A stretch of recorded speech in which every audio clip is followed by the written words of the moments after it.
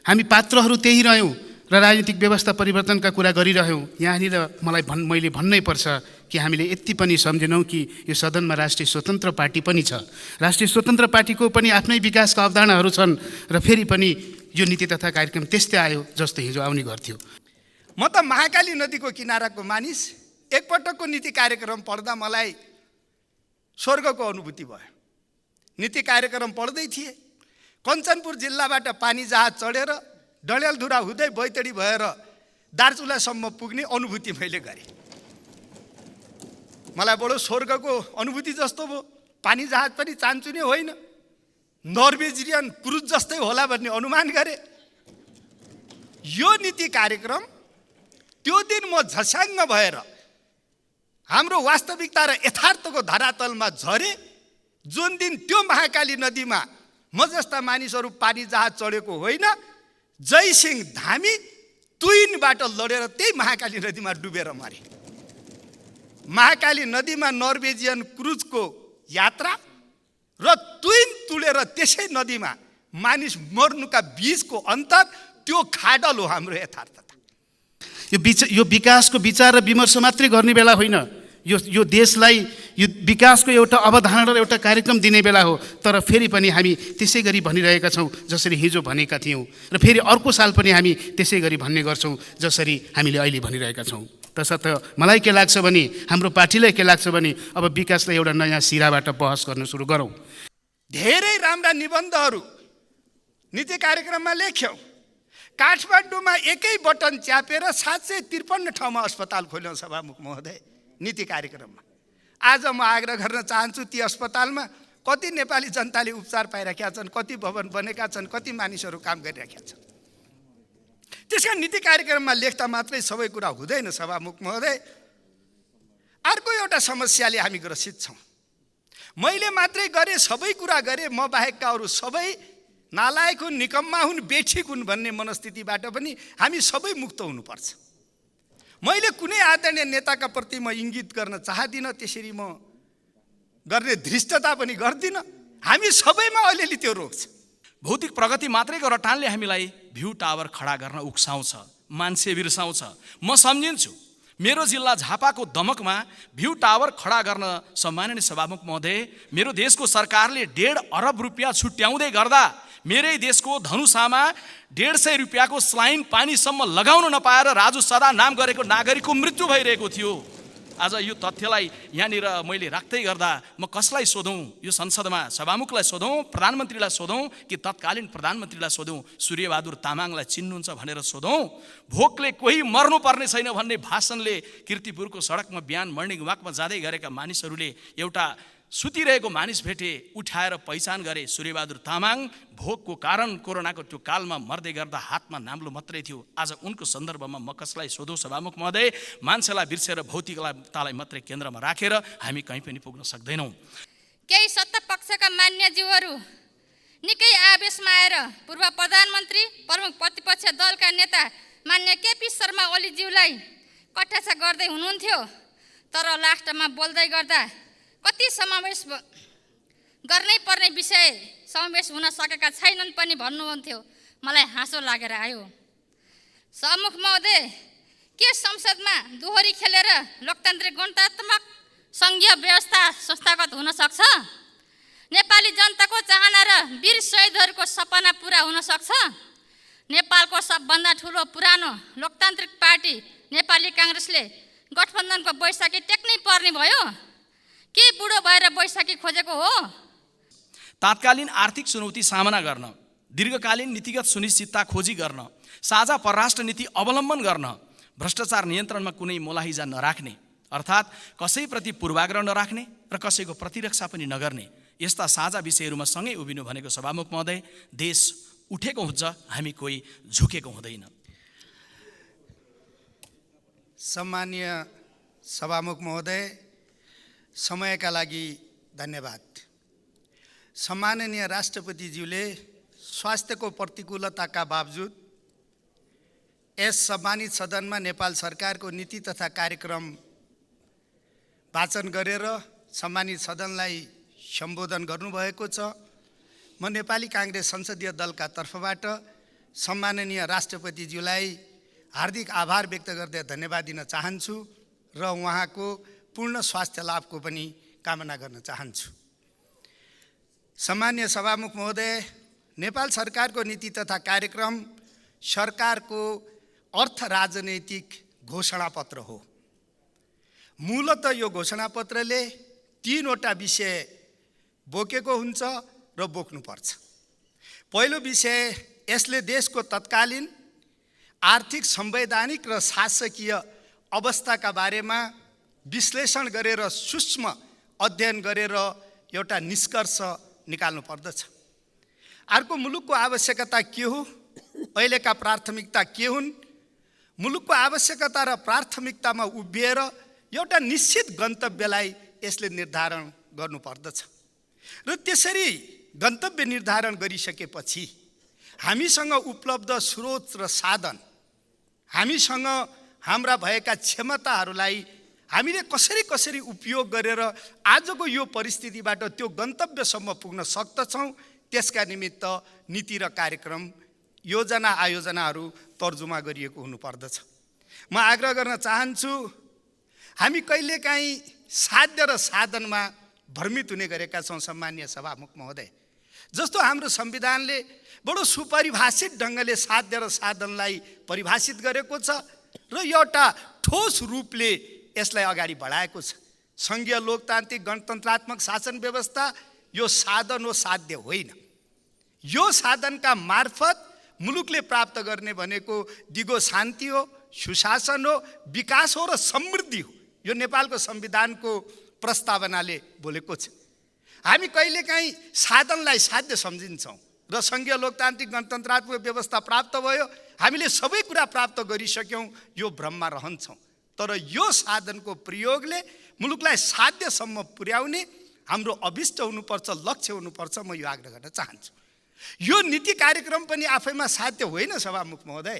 यो नीति कार्यक्रम एउटा साधन हो जसले सरकारले एउटा निश्चित गन्तव्य देखाएको छ, लक्ष्य निर्धारित गरेको छ र त्यहाँसम्म 1 वर्षमा मुलुकलाई पुर्याउनका लागि हामी के साधनहरूको परिचालन गर्दछौँ, यो तस्बिर यसमा उल्लेख भएको छ। त्यसो भए हुनाले म के आग्रह गर्न चाहन्छु भने यो नीति कार्यक्रमले देशको आर्थिक, शासकीय अवस्था, संवैधानिक अवस्था र परिवेशलाई विश्लेषण गरेको छ। अर्को, राष्ट्र र राष्ट्रिय हितको संरक्षण गर्दै समृद्धि, सबल, न्यायपूर्ण नेपाल निर्माण गर्ने भनेर लक्ष्य घोषणा गरेको छ, लक्ष्य निर्धारण गरेको छ।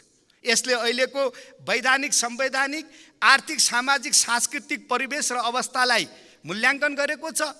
मुलुकलाई हामी राष्ट्र र राष्ट्रिय हितको जगेर्ना गर्दै, संरक्षण गर्दै समृद्धि, सबल र न्यायपूर्ण नेपालसम्म पुर्याउँछौँ भन्ने लक्ष्य पनि, गन्तव्य पनि यसले देखाएको छ। र त्यसका निमित्त यसले विभिन्न साधनहरूको उपयोगका बारेमा बोलेको छ।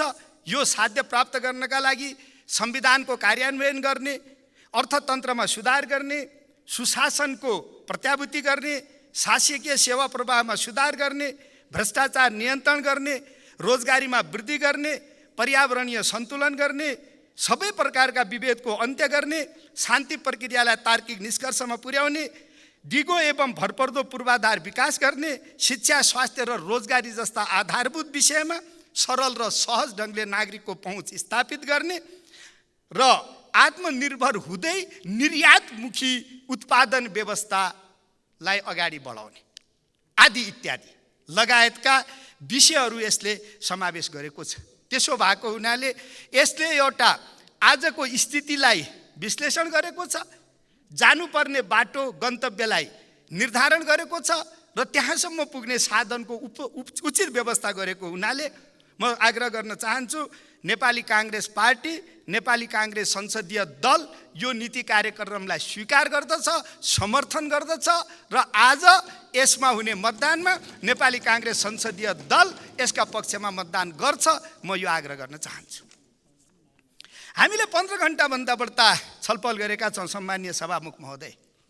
आलोचनाका कोणबाट, समालोचनाका कोणबाट, समर्थनका कोणबाट यसमा धेरै विचारहरूको अभिव्यक्ति भएको छ।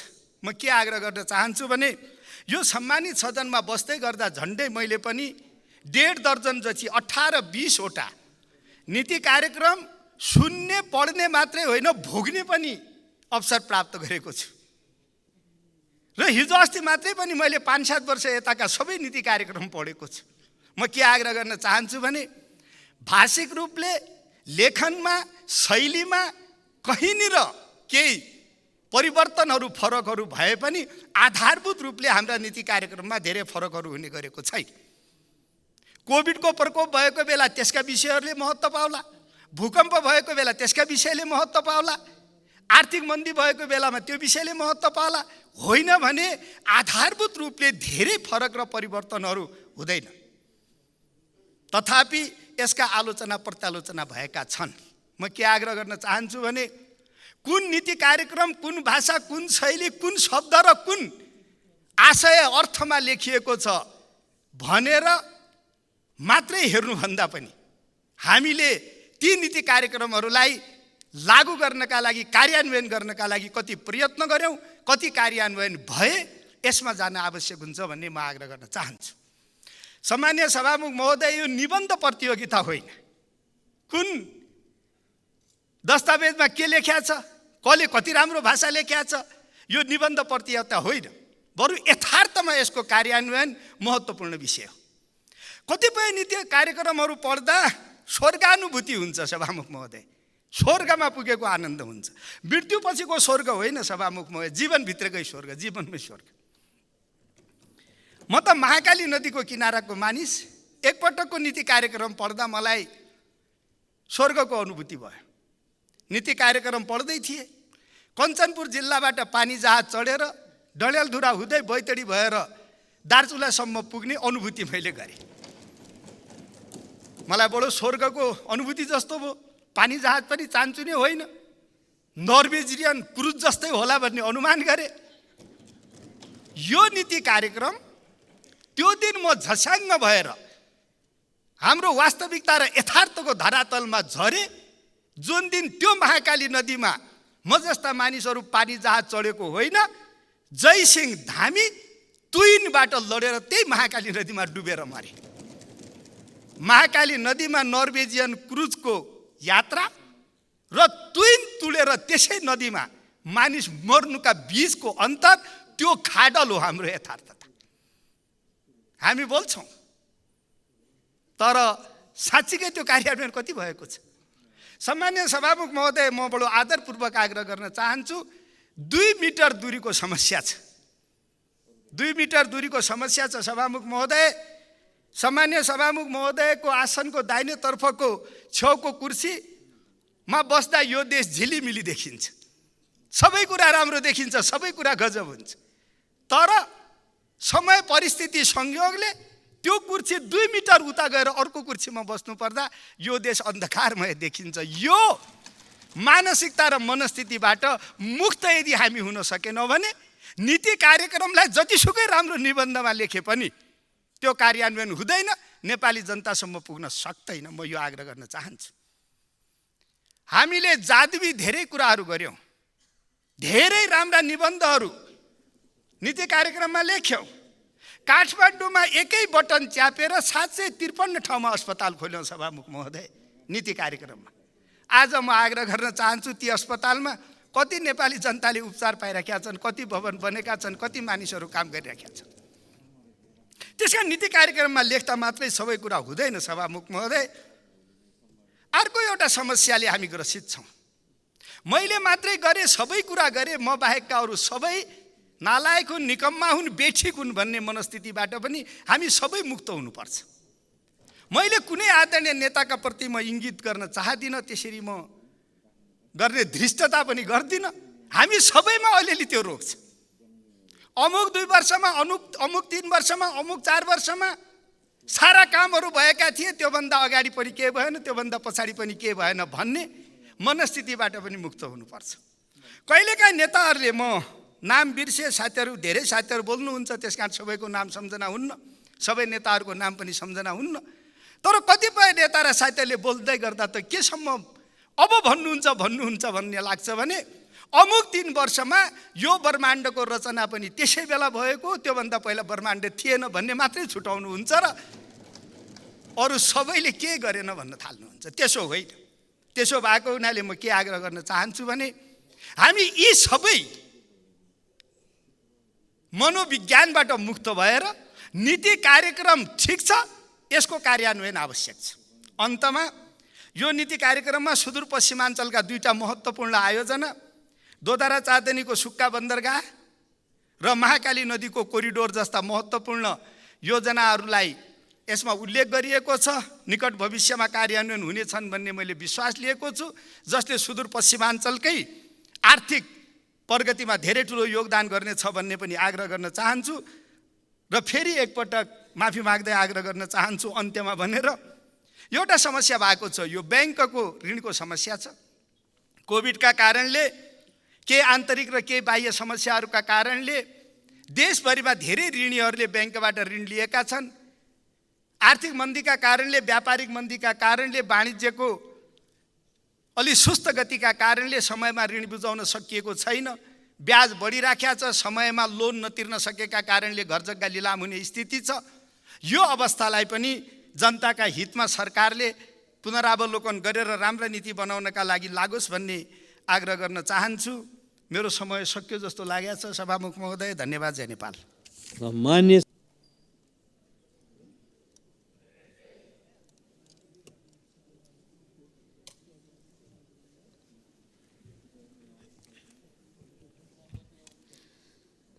सम्मानीय सभामुख महोदय,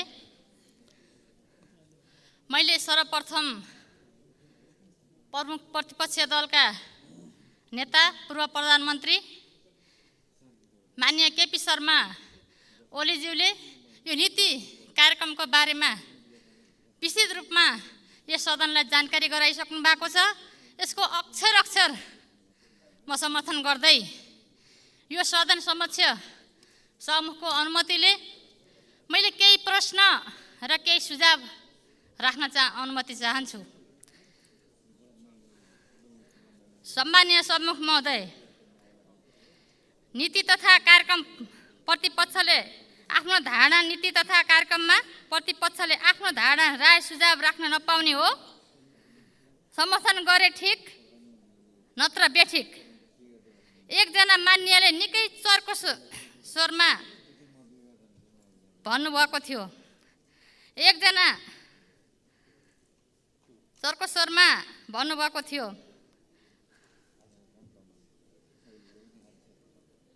मलाई अलिकता छोयो, मेरो मन छोयो। यो गठबन्धन हो, कसैले छक्का हानेर हानिँदैन। जस्तो भए पनि गठबन्धनले समर्थन गरी पास गर्छ र गर्नुपर्छ। यही हो संसदीय अभ्यास। गठबन्धनका नाममा यो मुलुकलाई समस्यामा पार्न हामी दिने छैनौँ। मान्यज्यूहरू, किन गठबन्धन भन्नुहुन्छ? राष्ट्रिय एकता पार्टी भनेर पार्टी दर्ता गरे भइहाल्यो नि। शुभकामना छ यहाँहरूलाई। तर तपाईँहरूको स्वार्थ र गठबन्धनको स्वार्थ नेपाली जनताले पुरा हुन दिने छैनन्। नीति र कार्यक्रम सबै ठिक भए किन सत्ता पक्षका मान्यज्यूहरूले संशोधन प्रस्ताव दर्ता गरिरहनु भएको? केही सत्ता पक्षका मान्यज्यूहरू निकै आवेशमा आएर पूर्व प्रधानमन्त्री, प्रमुख प्रतिपक्ष दलका नेता मान्य केपी शर्मा ओलीज्यूलाई कटाक्षा गर्दै हुनुहुन्थ्यो। तर लास्टमा बोल्दै गर्दा कति समावेश गर्नै पर्ने विषय समावेश हुन सकेका छैनन् पनि भन्नुहुन्थ्यो। मलाई हाँसो लागेर आयो। सभामुख महोदय, के संसदमा दोहोरी खेलेर लोकतान्त्रिक गणतन्त्रात्मक सङ्घीय व्यवस्था संस्थागत हुन सक्छ? नेपाली जनताको चाहना र वीर शहीदहरूको सपना पुरा हुन सक्छ? नेपालको सबभन्दा ठुलो पुरानो लोकतान्त्रिक पार्टी नेपाली काङ्ग्रेसले गठबन्धनको बैशाखी टेक्नै पर्ने भयो के बुढो भएर बैशाखी खोजेको हो? सभामुख महोदय, नीति र कार्यक्रम आएको छ। आउने बजेटले कति नेपाली जनताका समस्या समाधान गर्न सक्छ? आम नेपाली जनताको चासोको विषय छ। प्रतिपक्षलाई आलोचना सत्य, शराब र आक्रमण शैलीले गाली गरेर मात्रै पुग्दैन। प्रतिगमनतिर होइन, अग्रगमनको बाटोतिर बजेट आओस्। यो नीति र कार्यक्रम साँच्ची भन्ने भने कर्मकाण्डी रूपले आएको छ। मैले सुझाव दिँदै गर्दा कमा र फुल स्टेप पनि यो समावेश हुँदैन भन्दै गर्नुहुन्छ मान्य सत्ता पक्षका मान्यज्यूहरूले। तर पनि मैले यो मुलुकको अर्थतन्त्रको विकास गर्नको निमित्त, साँच्चै यो मुलुकको गरिबी निवारण गर्नको निमित्त साना साना लघु उद्यमी र घरेलु र साना उद्यमीहरूलाई स्तर उन्नतिदेखि लिएर कति लघु उद्यमी र साना उद्यमीहरू सिर्जना गर्ने हो, ठोस कार्यक्रम बजेटसहित यहाँ आउने बजेटमा प्रस्तुत गरिदिनु हुन पनि मैले हार्दिक अनुरोध गर्न चाहन्छु। कृषिमा आधुनिकीकरण गर्दै, कृषिलाई उद्योगमा दर्ता गर्दै र साँच्ची यो मुलुकलाई परिवर्तन गर्ने र विदेशमा गएका युवा जनशक्तिलाई यही मुलुकमै बसेर रोजगारीको अवसर सिर्जना गर्नको निमित्त केही ठोस कार्यक्रम आउनेछ भन्ने आशा त गर्नै पर्यो। र मैले अहिले मान्यज्यूहरूका कुरा सुन्दै गर्दा पहिला विगतमा सरकारले गरेका कामहरू सबै क्यान्सल गरेर नयाँ कार्यक्रमहरू ल्याउनु भएको छ। तर भौतिक पूर्वाधार बिचैमा छोडिदिनु भयो भने त्यो बाटो भौतिक पूर्वाधारका कामहरू त्यत्तिकै स्थगित गरेर विकास यो मुलुकको परिवर्तन हुन्छ? मानवीय विकास त गर्नै पर्छ। तर विगतमा अस्पतालहरू बन्ने क्रमका स्थगित भएका अस्पतालहरूमा पुनः बजेट राखेर त्यो पालिका स्तरका अस्पताललाई अगाडि बढाउनको निम्ति पनि मैले यहाँहरूसँग विनम्र अनुरोध गर्दै मैले यो नीति कार्यक्रमलाई हाम्रो पार्टी नेकपा एमालेको तर्फबाट समर्थन गर्न नसक्ने कुरा पनि यहाँहरू समस्या राख्दै मैले आफ्ना भनाइहरू अन्त्य गर्छु। हस्त, धन्यवाद। मान्य सन्तोष परियार, समय 5 मिनेट। त्यसपछि मान्य सदस्य श्री बुद्धिमान तामाङ।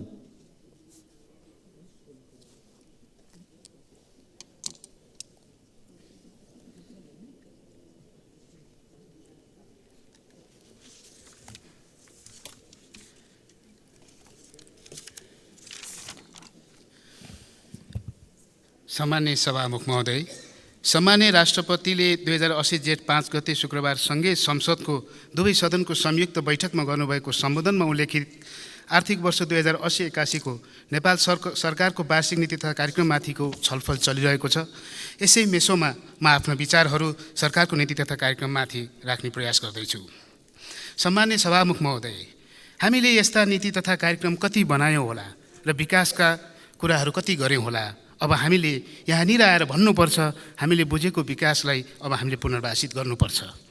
यो औपनिवेशिक विकास र आधुनिकीकरणले गाँजीको विकासले के हाम्रो जनजीवनलाई छुन सक्यो? के हामीले विकासका अन्य कुनै प्रारूप देख्न सकेनौँ? यो नीति तथा कार्यक्रम पढिरहँदा यस्तो लाग्छ हामीले राजनीतिक व्यवस्था त परिवर्तन गऱ्यौँ, तर त्यो परिवर्तन भएको व्यवस्था अनुरूपको हाम्रो प्रवृत्ति रहेन। हामी पात्रहरू त्यही रह्यौँ र राजनीतिक व्यवस्था परिवर्तनका कुरा गरिरह्यौँ। यहाँनिर मैले भन्नै पर्छ कि हामीले यति पनि सम्झेनौँ कि यो सदनमा राष्ट्रिय स्वतन्त्र पार्टी पनि छ। राष्ट्रिय स्वतन्त्र पार्टीको पनि आफ्नै विकासका अवधारणाहरू छन् र फेरि पनि यो नीति तथा कार्यक्रम त्यस्तै आयो जस्तो हिजो आउने गर्थ्यो। म यसलाई नितान्त हिजोभन्दा केही फरक छैन त भन्दिनँ, तर मलाई दुःख लाग्छ यो नीति तथा कार्यक्रमले यो देशको सरकारी तथ्याङ्कले भनेको 13% दलितलाई छुन सकेन। राज्य व्यवस्थामा अंशियार नै खोज्ने भए पनि 13% चाहिन्छ। सम्मान्य सभामुख महोदय, यहाँ कार्यक्रममा किन आउन सकेन? यो आर्थिक नीति मात्र होइन, यसले अन्य सबै सरकारका नीतिहरूलाई छुन सक्नुपर्छ। अन्य सरकारका नीति तथा कार्यक्रम कति प्रभावशाली हुन्छ भन्ने कुरा यो आर्थिक नीतिले देखाउँछ। तर यो आर्थिक नीति हेरिरहँदा यस्तो लाग्छ हामी भ्रष्टाचारको ठुलो कुरा गर्छौँ, तर हामीले बुझ्नुपर्छ सबैभन्दा धेरै भ्रष्टाचार हाम्रो विकासका कार्यक्रमहरूमा हुन्छ। सबैभन्दा धेरै भ्रष्टाचार हामीले बनाएका परियोजनाहरूमा हुन्छ। यसो हो भने अब हामीले भ्रष्टाचार रोक्नुपर्छ कि पर्दैन?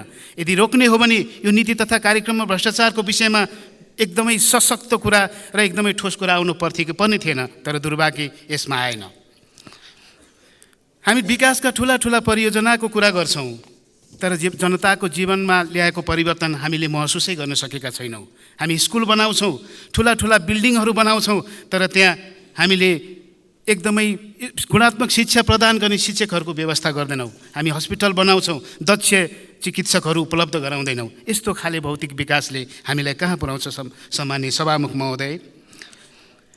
यहाँनिर हामीले बुझ्नुपर्ने कुरा के छ भने जति पनि आजसम्म हामीले विकासको कार्यक्रम गऱ्यौँ, हामीले सधैँ भन्ने गर्छौँ, सधैँ नीति ल्याउँछौँ, सधैँ कार्यक्रमहरू बनाउँछौँ, तर त्यो हाम्रो भौतिक विकासले हाम्रो समाज विकासलाई कहाँ पुर्यायो? सरकारले आर्थिक सूचाङ्कको प्रस्तुत गरेको छ र विप्रेषण सुध्रिँदै गएको भनिएको छ। सम्मानित सभामुख महोदय मार्फत म भन्न चाहन्छु, यो विप्रेषण दुर्घटनाग्रस्त आर्थिक सूचाङ्क हो। यो हाम्रो बहसमा छैन। यसले हामीलाई स्थिर आर्थिक अवस्था दिँदैन, तसर्थ यहाँतिर सोच्नुपर्छ कि पर्दैन? पर्यटकीय अवस्था, पर्यटन आउने क्रम बढ्दो छ भनेको छ, तर पर्यटकलाई पुर्याउने भौतिक सुविधा सम्पन्न सरकारले बनाउन सकेको छैन। अहिले पनि हामीले कल्पना गरे जति पर्यटक नेपाल आउने हो भने हामीले उनीहरूको व्यवस्थापन गर्न सक्दैनौँ। यतातिर सरकारले काम गर्नुपर्छ कि पर्दैन? उच्च शिक्षाको स्थिति डामाडोल छ। विश्वविद्यालय राजनीतिले ग्रस्त छ। शिक्षामा खास ठोस केही नियम आएको छैन, कुनै नीति आएको छैन, कुनै कार्यक्रम आएको छैन। यसले हाम्रो आगामी पुस्ता कस्तो बन्नेछ? सम्माननीय सभामुख महोदय, यो विकासको विचार र विमर्श मात्रै गर्ने बेला होइन। यो देशलाई यो विकासको एउटा अवधारणा र एउटा कार्यक्रम दिने बेला हो। तर फेरि पनि हामी त्यसै गरी भनिरहेका छौँ जसरी हिजो भनेका थियौँ, र फेरि अर्को साल पनि हामी त्यसै गरी भन्ने गर्छौँ जसरी हामीले अहिले भनिरहेका छौँ। तसर्थ मलाई के लाग्छ भने, हाम्रो पार्टीलाई के लाग्छ भने, अब विकासलाई एउटा नयाँ सिराबाट बहस गर्न सुरु गरौँ।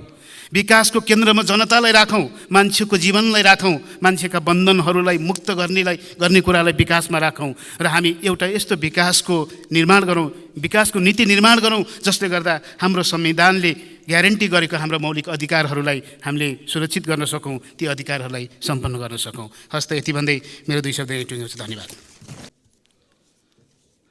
सम्माननीय सभामुख महोदय,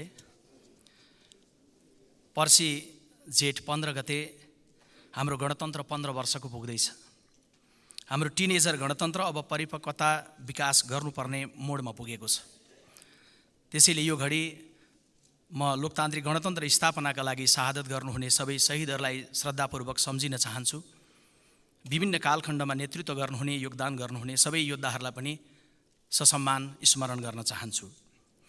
नेपाल देश लोकतान्त्रिक गणतन्त्रको सही गतिमा छ, सही नीतिमा छ। तर नीति र गतिलाई छुट्याएर हेर्नु पर्यो भने सभामुख महोदय, नीति सही अपनाएका छौँ तर थिति सही बसाउन सकेका छैनौँ। गति जनताको अपेक्षा अनुसार बढाउन सकेका छैनौँ। 15 वर्ष पुग्दै गरेको यो घडीमा जनताको अवस्थालाई बदल्ने र जनताको यो व्यवस्थालाई बलियो बनाउने सङ्कल्प यो घडी सिङ्गो संसदले एकताबद्ध भएर गर्नुपर्छ भन्ने म अपिल र आग्रह गर्न चाहन्छु। यसका लागि नीति तथा कार्यक्रमको यो शैली जो धेरै आलोच्य भइसकेको छ सभामुख महोदय, बिरालो बाँध्ने परम्परा भनेर, यसलाई अन्तिम बनाउनुपर्छ भन्ने म अपिल गर्न चाहन्छु। नीति तथा कार्यक्रम चैत्र महिनामै ल्याउँ, सरकारले प्रस्तावित गर्ने र संसदले परिमार्जित गर्ने नीति आगामी वर्ष र आगामी दिनहरूका लागि आत्मसात गर्ने सङ्कल्प गरौँ। यसका लागि यो क्रम भङ्ग गर्ने घोषणा चाहिँ सम्माननीय प्रधानमन्त्रीज्यूले आजै आफ्नो मन्तव्य मार्फत पनि गर्नुहुनेछ भन्ने म अपेक्षा राख्न चाहन्छु। सभामुख महोदय, हाम्रो विगत भन्छ जब जब हामीले संयम र विवेकलाई केन्द्रमा राख्यौँ देशले निकास पाएको छ। हिंसात्मक विद्रोहको शान्तिपूर्ण अवतरण होस्, संविधान विहीनताबाट नयाँ संविधानमा प्रवेश होस्, या संसदबाट नेपाल देशको नयाँ नक्सालाई सार्वजनिक गर्दै गर्दा होस्, यो सबै हाम्रो संयम, हाम्रो विवेक र हाम्रो एकताको परिणाम थियो। तर कैयन यस्ता विषयहरू छन् जसमा हामी विवेकले एकै ठाउँ उभिनै पर्नेछ, तर हामी निरन्तर आवेगले विभाजित भइआएका छौँ।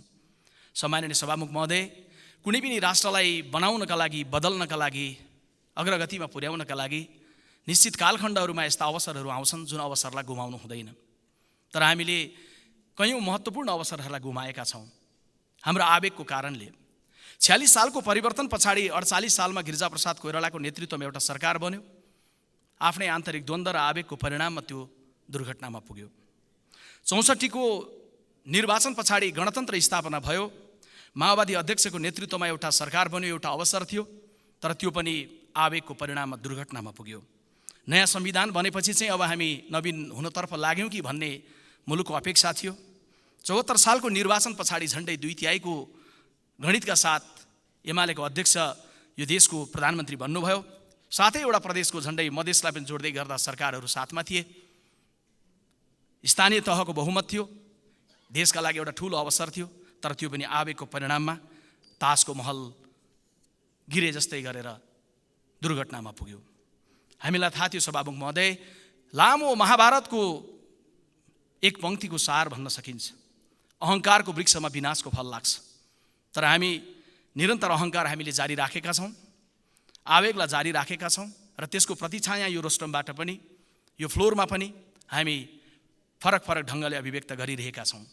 तर सभामुख महोदय, विश्वमा जलवायु परिवर्तनले पृथ्वीकै अस्तित्वमा प्रश्न उठ्ने क्रम बढिरहेको बेला, कोरोना महामारीले विश्वको अर्थतन्त्रसँगै हाम्रो अर्थ बजारलाई असर छाडेर गएको बेला, रुस युक्रेन युद्धले हाम्रो भान्सामैसम्म पनि असर पुर्याएको बेला, वैदेशिक ऋणको भारीमाथि भारी जनताको शिरमा थपिएर गएको बेला, आवेग र आवेगबाट मुक्त भएर हिजो राजनीतिक परिवर्तनका लागि एक ठाउँमा उभिएका दलहरू मुलुकको आजको आर्थिक चुनौतीलाई पार गराउन एक ठाउँ उभिन जरुरी छ।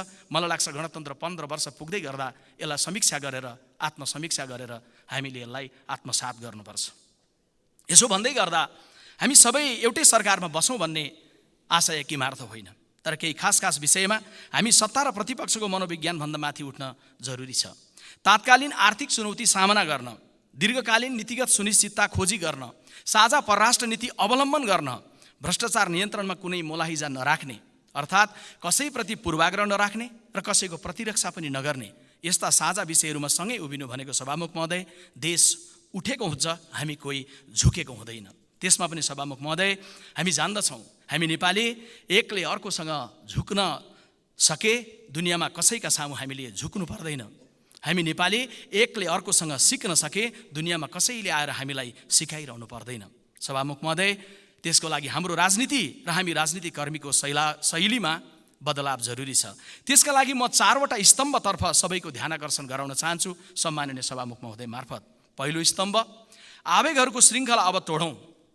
सभामुख महोदय, भगवान श्रीकृष्णले गीतामा अर्जुनलाई भन्नुभएको छ, क्रोधात भवति सम्मोह सम्मोहात स्मृति विभ्रम स्मृति भंसात बुद्धि नाशो बुद्धि नाशात प्रणश्यति। अर्थात् क्रोधका कारण मूर्खता भाव उत्पन्न हुन्छ, मूर्खता भावका कारण स्मृतिमा भ्रम हुन जान्छ, स्मृतिमा भ्रम उत्पन्न हुँदा बुद्धि नाश हुन्छ र बुद्धिको नाश भएपछि त्यस्तो मानिस पूर्व स्थितिबाट गिर्दछ।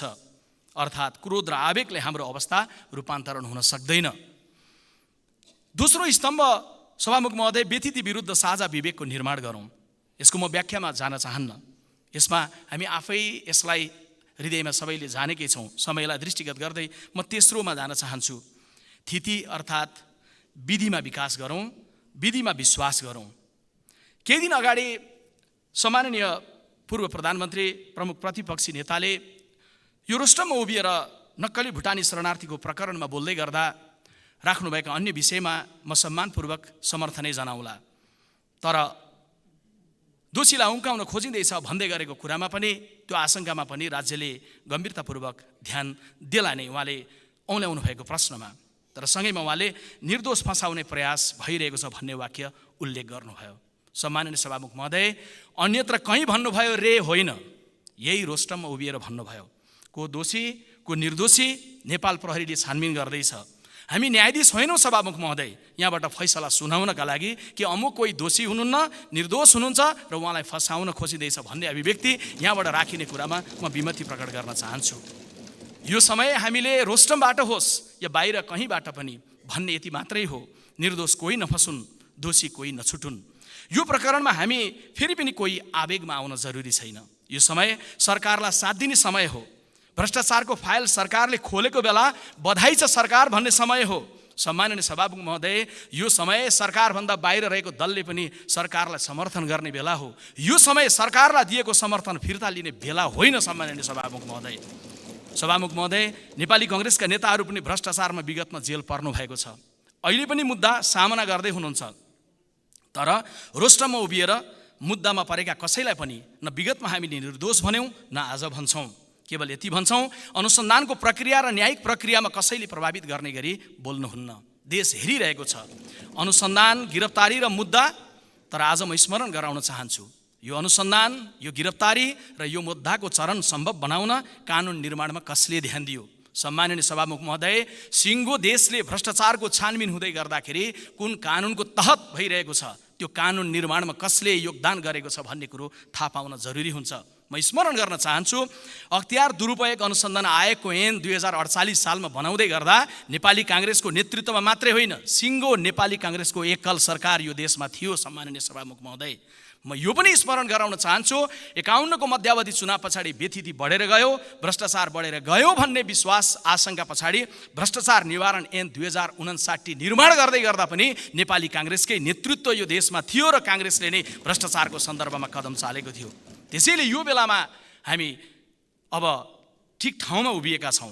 अब फाइल खोलौँ भन्दै गर्दा अमुक फाइल खोल्यो भने अमुक पार्टीको अध्यक्षलाई तान्न सकिएला, अमुक फाइल खोल्यो भने चाहिँ अर्को पार्टीको अध्यक्षलाई तान्न सकिएला भन्ने मनोविज्ञानले होइन, आवेगले होइन, जिम्मेवार ढङ्गले 7 सालदेखिकै फाइलहरू खोलौँ र एउटा ठिक ढङ्गले कारबाहीको सन्दर्भमा कुनै मोलाहिजा नराखिकन यसलाई सम्बोधन गरेर जाउँ। म स्मरण गर्न चाहन्छु, आग्रह गर्न चाहन्छु। चौथो स्तम्भ सभामुख महोदय, विकासको केन्द्रमा मान्छेलाई राखौँ भन्ने कुरामा म अपिल र आग्रह गर्न चाहन्छु। समुन्नतिको केन्द्रमा जब मान्छेलाई राख्छौँ, हामी फरक ढङ्गको सोच र दृष्टिकोणका साथ देशलाई नेतृत्व गर्छौँ। सभामुख महोदय, भौतिक प्रगति मात्रैको रटानले हामीलाई नीति तथा कार्यक्रममा खोइ पानी जहाज भन्ने प्रश्नमा पुर्याउँछ। तर जब मान्छेलाई हामी केन्द्रमा राख्छौँ नि सभामुख महोदय, तब हामीलाई गाउँमा पानीको धारा नपुगेको आँगनमा धारा जडान गर्न जाऊ भन्ने ठाउँमा पुर्याउँछ। त्यसैले आज मैले यो बेलामा यो भन्नै पर्छ कि भौतिक प्रगतिको रटान राख्दै गर्दा मान्छेलाई केन्द्रमा राखेनौँ भने त्यो विकास हुँदैन। सम्माननीय सभामुख महोदय, भौतिक प्रगति मात्रैको रटानले हामीलाई भ्यू टावर खडा गर्न उक्साउँछ, मान्छे बिर्साउँछ। म सम्झिन्छु, मेरो जिल्ला झापाको दमकमा भ्यू टावर खडा गर्न सम्माननीय सभामुख महोदय, मेरो देशको सरकारले 1.5 अरब रुपियाँ छुट्याउँदै गर्दा मेरै देशको धनुषामा 150 रुपियाँको स्लाइन पानीसम्म लगाउन नपाएर राजु सदा नाम गरेको नागरिकको मृत्यु भइरहेको थियो। आज यो तथ्यलाई यहाँनिर मैले राख्दै गर्दा म कसलाई सोधौँ? यो संसदमा सभामुखलाई सोधौँ, प्रधानमन्त्रीलाई सोधौँ कि तत्कालीन प्रधानमन्त्रीलाई सोधौँ, सूर्यबहादुर तामाङलाई चिन्नुहुन्छ भनेर सोधौँ? भोकले कोही मर्नुपर्ने छैन भन्ने भाषणले कीर्तिपुरको सडकमा बिहान मर्निङ वाकमा जाँदै गरेका मानिसहरूले एउटा सुतिरहेको मानिस भेटे, उठाएर पहिचान गरे सूर्यबहादुर तामाङ भोकको कारण कोरोनाको त्यो कालमा मर्दै गर्दा हातमा नाम्लो मात्रै थियो। आज उनको सन्दर्भमा म कसलाई सोधौँ सभामुख महोदय? मान्छेलाई बिर्सेर भौतिकतालाई मात्रै केन्द्रमा राखेर हामी कहीँ पनि पुग्न सक्दैनौँ। सभामुख महोदय, झापाको त्यही दमकमा जहाँनिर भ्यू टावर खडा हुँदैछ, त्यो अग्लो भ्यू टावर बनिसकेपछि त्यो भ्यू टावर माथिबाट वर्षौँदेखि दमकमा सुकुम्बासी जीवन बिताइरहेकाहरूको पीडालाई सरकारले दूरबीन लगाएर राम्रोसँग नजिकबाट निहाल्न सक्नेछ। म अपिल र आग्रह गर्न चाहन्छु सम्माननीय सभामुख महोदय मार्फत, सम्माननीय प्रधानमन्त्रीज्यूले सुनिरहनु भएको छ, दमक बुझ्नुहुन्छ, भ्यू टावर बुझ्नुहुन्छ, त्यहाँको सुकुम्बासी पनि बुझ्नुहुन्छ। म प्रधानमन्त्रीज्यूलाई अपिल र आग्रह गर्न चाहन्छु सम्माननीय सभामुख महोदय मार्फत, यो सरकारले दमकका ती सबै सुकुम्बासीको हातमा धनी पूर्जा पुर्याओस् अनि दमकको चोकमा उभिएर घोषणा गरोस्, विकास भन्नु कसैका लागि भ्यू टावरको अट्टहास होला, तर हाम्रो लागि विकास भनेको हातमा धनी पूर्जा बोकेर मुस्कुराइरहेको मान्छे हो भन्ने कुरा सरकारले राखोस्। म त्यो अपिल र आग्रह गर्न चाहन्छु। सभामुख महोदय, नीति बदलेर मात्रै हुँदैन, मान्छेको नियति बदलिनुपर्छ। नियति बदलिनका लागि हाम्रो नियत बदलिनुपर्छ। आज राज्यले हामीले सुकुम्बासीका प्रश्न होस्, अव्यवस्थित बसोबासको प्रश्न होस्, त्यसको हल खोजिरहेका मानिसहरूलाई हामीले केन्द्रमा राखेनौँ भने हामी समुन्नतिको कुनै उचाइ हासिल गर्न सक्दैनौँ। त्यसैले मेरो अभिव्यक्तिलाई टुङ्ग्याउँदै गर्दा अन्त्यमा फेरि पनि गणतन्त्र स्थापना गर्नलाई शहादत गरेकालाई सबैलाई सम्झेर लोकतान्त्रिक गणतन्त्रभन्दा अर्को विकल्प मुलुकका सामुन्ने छैन। मुलुकले समुन्नतिका उचाइमा चढ्नका लागि हाम्रा कमजोरीहरूलाई पहिचान गऱ्यौँ, हिजो राजनैतिक परिवर्तन गऱ्यौँ, अब राजनीतिमा परिवर्तन गरेर जाउँ, हाम्रो सोचमा हाम्रो विवेकमा परिवर्तन गरेर जाउँ, आवेगलाई किनारामा धकेलेर जाउँ, विवेकलाई केन्द्रमा राखेर जाउँ। राजनीतिक आग्रहहरू आफ्नो ठाउँमा छन्, द्वन्द्वहरू आफ्नो ठाउँमा छन्, तर साझा दृष्टिकोणलाई एक ठाउँ राखेर जाउँ। यो देशलाई साझा दृष्टिकोणको जगमा लेखेर जाँदै गर्दाखेरि आज मैले मेरो अभिव्यक्ति टुङ्ग्याउँदै गर्दाखेरि यसलाई स्मरण गरेर भन्नै पर्ने हुन्छ कि रेलको मुआवजा पाइन्छ भनेर प्रतीक्षा गरिरहेका नागरिकहरू जग्गाको उपभोग पनि गर्न पाइरहेका छैनन्, रेलको मुआवजा पनि पाइरहेका छैन, जग्गाको मुआवजा पनि मान्य सदस्य समय सकियो। तिनको सन्दर्भमा आउँदै गरेको बजेटले ध्यान पुर्याओस्। सभामुख महोदय, मैले टुङ्ग्याउनतर्फ लागेँ। विद्यालयका कर्मचारीहरूको अहिले पनि उपदान, उनीहरूको तलब भत्ता, उनीहरूको पेन्सन पट्टा केही निश्चित छैन, उनीहरूलाई पनि सम्बोधन गर्नतर्फ राज्य लागोस्। अहिले बजेट बनाउँदै गर्दाखेरि केन्द्रमा त्यो भोटो मात्रै लगाएको नागरिक, केन्द्रमा त्यो सडकको पिँढीमा मरेको सूर्यबहादुर तामाङ, उपचार नपाएर मरेको राजु सदाहरलाई केन्द्रमा राखोस्। हामीले गरेको कुनै पनि नीतिले, हामीले ल्याउने कुनै पनि कार्यक्रमले नागरिकलाई केन्द्रमा राखोस्, मान्छेलाई केन्द्रमा राखोस्। त्यो नै गणतन्त्रको अपेक्षा हो। यति भनिराखेर म यो नीति तथा कार्यक्रम कैयौँ कमी कमजोरीका बावजुद पनि आज सबैले साझा टेक्ने बाटो हो, यसलाई समर्थन गरेर अगाडि जानुपर्छ। यसलाई परिमार्जन बजेट मार्फत गरिराखेर राम्रो इच्छा शक्तिका साथ राज्यले नेतृत्व गरेर, प्रधानमन्त्रीले नेतृत्व गरेर जानुपर्छ। यही अपिल र आग्रह गर्दै मेरो अभिव्यक्ति टुङ्ग्याउन चाहन्छु। नमस्कार, धन्यवाद।